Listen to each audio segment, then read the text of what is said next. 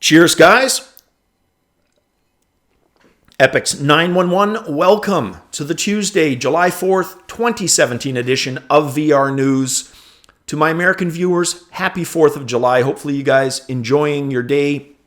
Let's jump into the news. Start with the first story, which was an interview between the folks at UploadVR and the Skybound devs. Now, Skybound is the development company behind the upcoming Walking Dead VR experience. While no amazing nuggets of info were gleaned from this interview, we do know a little bit more. So let's jump into the big quote for the interview, which was this idea of contextual choice and letting the environment react to you as a player so that you really do feel like you are immersed in that world. And they go on and they talk about choice being so important and that the world dynamically reacts to the choices that you make. If I sound a little skeptical, of course I'm skeptical. I'm skeptical because I've heard this claim 50 plus times, 100 plus times by other developers over the many decades I've been involved in gaming. I'm sure you guys a lot as well. For example, we don't have to look further than No Man's Sky. They claimed a lot of things AI-wise that didn't come to fruition, right? And lest you think I'm just, picking on games that I don't like or developers I don't like, hell no. Bethesda, probably one of my favorite top 3 companies for RPGs. They did the same damn thing with Oblivion. They called it Radiant AI, and it was supposed to be amazing and do all this stuff. And yet when it launched, the AI basically walked around like a bunch of lobotomy patients, right? There was no amazing dynamic artificial intelligence to be seen anywhere. There were some excuses for that, and we don't need to get into that here. Suffice it to say, yeah, I'm skeptical. So we will wait and see if this is as amazing as all of that and judge it then. All right, next up, Echo Arena. So they had a very successful first public beta for the game Echo Arena, which is an offshoot, a multiplayer offshoot of Lone Echo.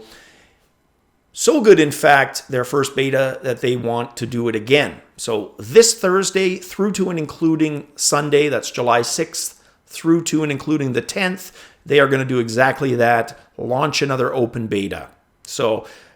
And let me tell you, everything I've heard, and I heard from quite a few of you that tried this, nothing negative, only positive things to say about it. So if you're into VR, you like multiplayer, and you have the ability to make this happen, maybe you missed it the first go around, definitely give it a shot. Everything I've heard screams very good, lots of fun.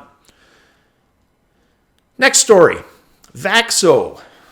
They behind the smell canisters, right? Talked about these guys a couple of weeks ago. This is the canister that's going to fit underneath the Rift 5 and PlayStation VR HMD, tiny little fans that will then waft that up to your nose, underneath your HMD, and you're going to be able to smell 1, 2, or all 3 smells that game or experience has to offer. We talked about this, we joked about it. I think as a group, the consensus was, yeah, it's great, and we're eventually going to get to smell, but there's a lot of other cool things we would like to see first. And I agree with that. That's my take on it too. Maybe they're successful. Either way, Business Insider reporting that Vaqso, have raised an additional $600,000 US. A Japanese venture capital firm, Weru Investments, coughing up the $600,000 US. More funding. Hopefully they can make it happen. Turn me into a believer. Definitely something I'd like to try. I think it would be neat to try.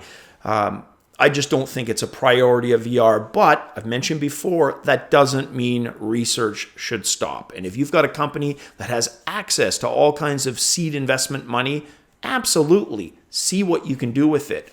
Turn us into believers, right? And the next story. This one was cool because of the results. We'll get into that. So this was on UploadVR regarding a website called VR Niche. VR Nish. Yes, another one of those names where they play on the VR thing, and we won't even get into that. But let's just talk about what the hell this website does. And what it does is it shows you all the virtual reality arcades in your area, more precisely in your country. And I thought the results of this were pretty damn cool. I'm going to go through some of these. So for example, I put my country in, Canada, and got a surprising result: 40 virtual reality arcades. Seems to be doing what it's doing, because I didn't realize there were that many in Canada. I've talked about the highly publicized ones, so it stands to reason that there's going to be a few dozen more that kind of fly under the radar and open up. And if you're curious, yes, Halifax VR, one of the 40 listed. So very cool. I tried, obviously, the country where I'm from, the Netherlands, 10 VR arcade showing for that. My mother's country, where I also live, Germany, 11. Here's where it gets interesting. The US, 85, which seems very low per capita. If Canada, with 34 million people, has 40, I find it highly unlikely the US, with almost 400 million people, only has 85. So probably not the most accurate tool, but still, showing arcades and numbers I didn't know existed. The UK, 13. China wasn't listed, and that's for obvious reasons. There's a lot of stuff just blocked, and you can't get access to that information. So that makes sense. And then you've got Japan with 3. Now, there's lots of other countries here. I could have looked up Australia and New Zealand. In fact, if my list was longer, I would have looked up those, because I know some of my viewers hail from those two places. But you can check it out. The link for this website below. But yeah, some surprising results. Definitely a website I'm going to tinker with and see what else I can get out of it.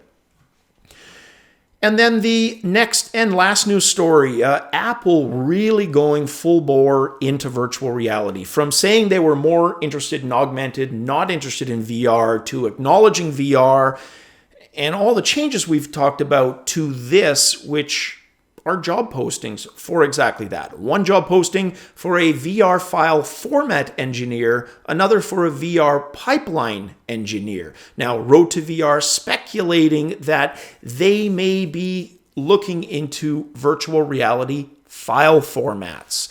And it would seem to indicate that with both of those positions. So interesting. What does that mean? Where are they going with that? Time will tell. All right, guys, again, to all American viewers, happy 4th of July. The rest of you, hopefully you had a fantastic Tuesday. Cheers.